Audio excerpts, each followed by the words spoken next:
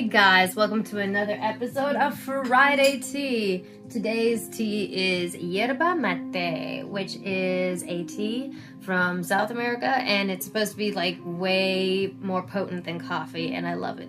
But that's not the tea today.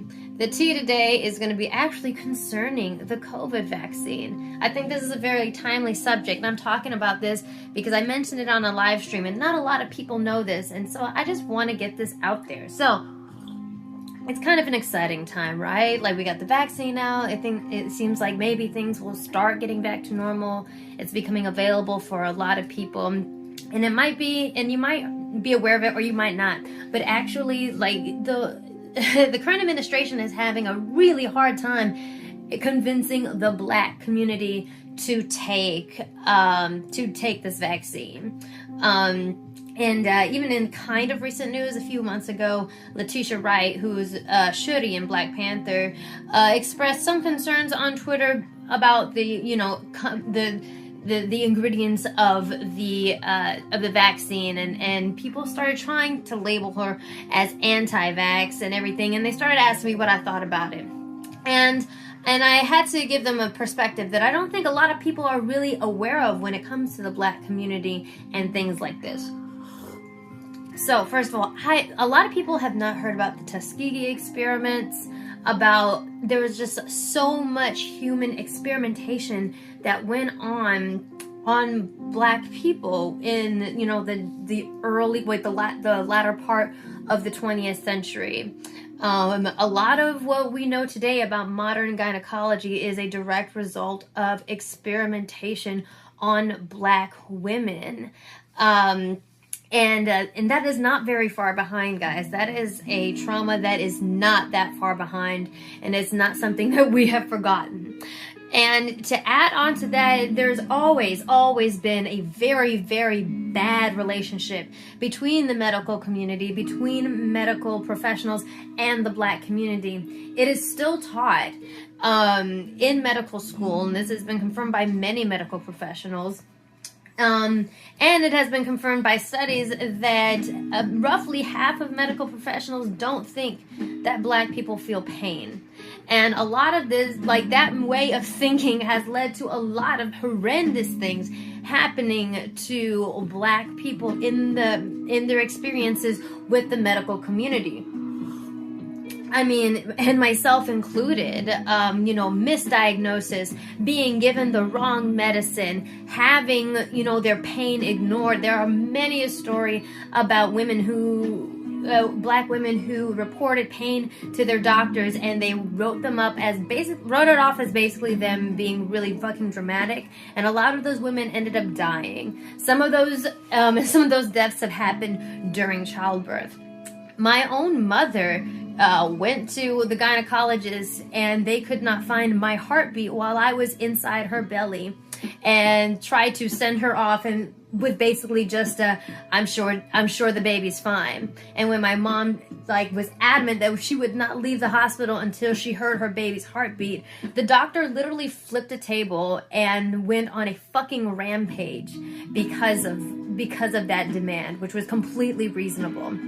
I myself, have been misdiagnosed when I was, in mental health in the Air Force, and I had to go to yet another doctor to get an actual diagnosis. It wasn't just mild anxiety and depression. It was like, no, bitch, you got PTSD up the wazoo. What the fuck? This kind of shit goes on all the time. It's all too real. A lot of Black women are actually really scared to get pregnant and to give birth at hospitals, because these stories are way more common than you might think. Just because you don't hear about them in the news that much doesn't mean that they're not true. I remember about a year or two ago, there was a gentleman who was suing a hospital because his wife died during childbirth, and they ignored her. They ignored her cries for help, basically, and she died because they wrote it off as just her, over-exaggerating her pain. And that happens a lot with medical professionals basically telling Black people to walk it off when we tell them that we feel pain. And like I said, also giving us the wrong medicine. ignoring us.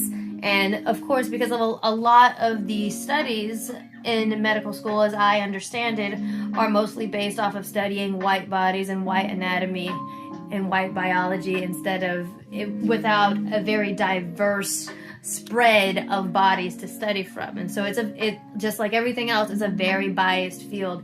And this is a field that basically, like, it's life-threatening. And so I know it's so fun to shit on anti-vaxxers, isn't it? I think it's become like a national pastime, especially over the last year.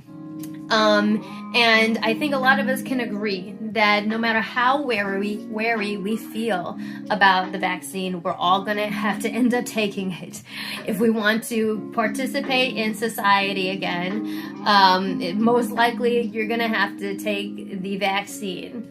And so this is not me advocating for not going out there, but I am saying that when it comes to the Black community and getting vaccinated, it is not something that is really fair to write off as completely anti-vax, because there is a historical trauma behind that. There is quite a nuance behind that subject. And so when you, and you know what, and on top of that, there is nothing wrong with questioning something. There's nothing wrong with asking questions. There's nothing wrong with having anxiety about things like this, especially when we have the background that we do, and especially when we have the history that we do with things like this. Completely understandable. And so it's like not really fair to write those things off as automatically anti-vax.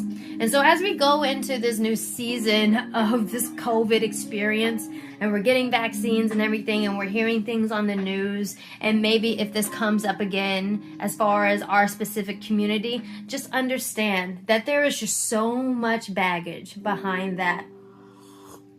And so basically approach that conversation and approach that topic with caution and care and just a little more understanding, because that is the truth of it. Unfortunately, more of a tragic history that you may not have known about our country that has not been taught to many people, but it is absolutely essential in understanding the mindset of certain groups of people in this country.